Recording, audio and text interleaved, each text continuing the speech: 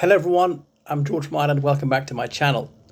The other day, the Home Secretary of the United Kingdom, Yvette Cooper, she signed into law an order deeming Palestine Action to be a so-called extremist criminal group.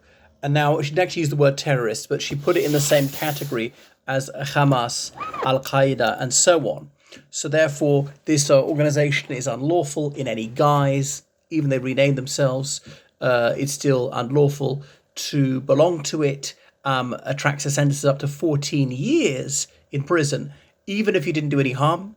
You don't slap anyone so much as suggest it. You don't commit the least act of criminal damage to any property whatsoever. Simply being a member of that group will get you up to 14 years in jail.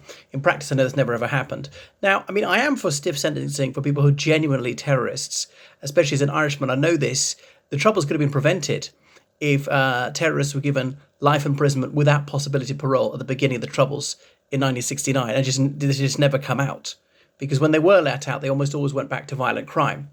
Anyway, so what prompted this? Well, some members of Palestine Action, they broke into the Royal Air Force Base at Brize Norton. We think this is in Oxfordshire. And they damaged two warplanes. They sprayed red paint into the engines. I don't know how bad that is for them. I mean, I'm not an aeronautical engineer. I think it was more than mere graffiti.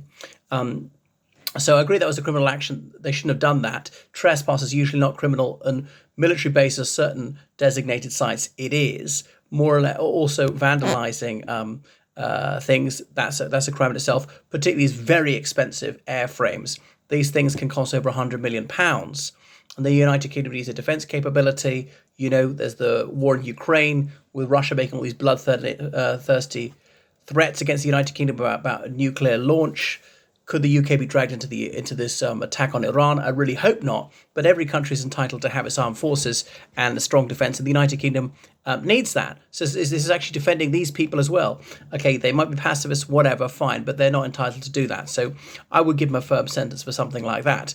They've also launched some sort of vandalism campaign against a defence factory in North Britain. They did something to a golf club owned by Donald Trump, also in North Britain. Couldn't happen to a nicer bloke, and so on. So there have been a few of these. I don't know what other actions there have been. I mean, I've seen people who want to free Palestine blocking buses in London, and I definitely want to free Palestine as well.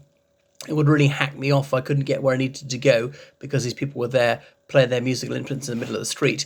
And I say, well, that's nothing to compare to what the people of Palestine is suffering. Well, in Gaza, a mass murder every single day. 57 Palestinians murdered because they're waiting for food. And Israel won't allow journalists in there because what they're doing is so shameful. If what Israel's doing is really innocent, why do you let international journalists in there? Oh, for the safety of the journalists. They've never cared about that.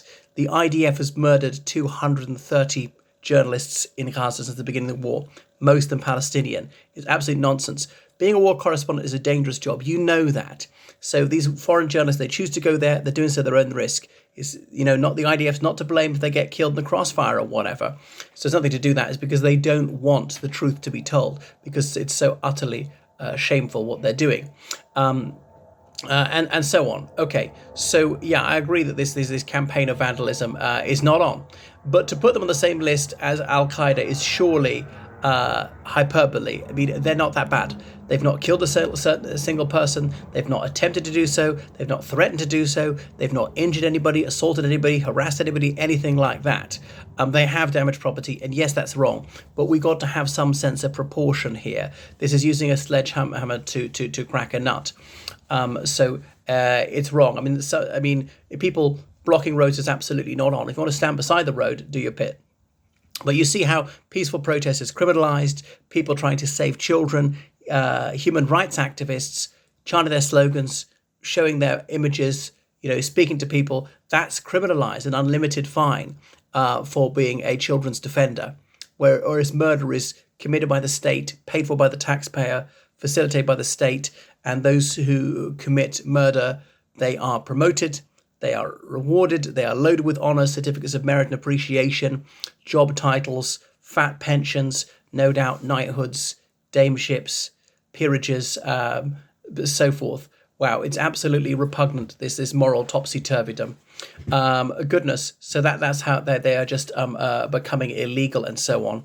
But no firm action being taken against genocide in Gaza. And I know, okay, at least the UK suspended some arms sales for a while. I know, be a token, because the State of Israel purchases very little of its arsenal from the United Kingdom. It does so partly to keep Britain sweet, not because it particularly needs it. It's got a very formidable military manufacturing sector itself.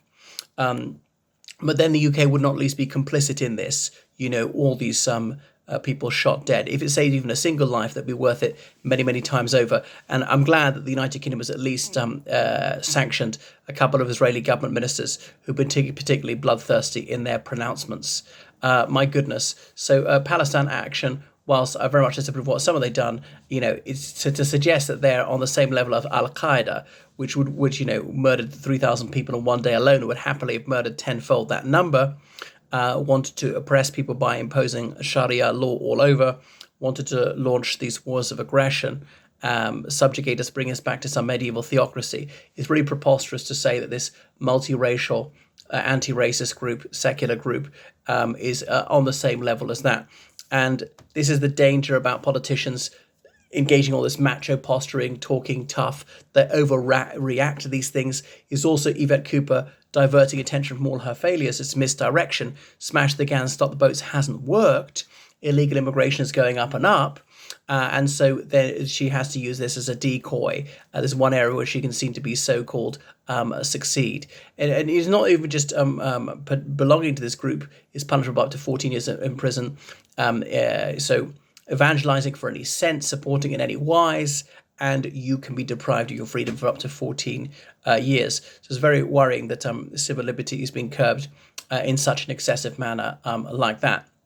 And then there was a bit of a row about that RAF-based Richard Tice, who's an MP for Reform United Kingdom, and he said that the RAF commander, that she's just a PR person, something like that, or a human resources person. And now people say, oh, this is misogynistic. Now, he didn't reference the fact that she's a female. Okay, he said she, because she is a she. Was say he for a she? And I don't see anything sexist about that. It's obviously demeaning to call an HR manager, although there's an aspect to HR to being a military officer. So that she didn't really defend it. I don't know what she's supposed to do. They say the defense was the fence protecting them was completely inadequate. I'm not sure what her response was, how quickly she got the situation under control. It was meant to be castigating her, but I suppose again to distract attention from the failure of security there, people are then piling on Richard Tice, not someone I agree with that much. Anyway, do what you can to speak up for civil liberty. Do not block the roads and so on. Campaign for genuine terrorism to be severely punished, particularly the mass murder of little children. And if we're really going to ban terrorist groups, we would start with the Labour Party.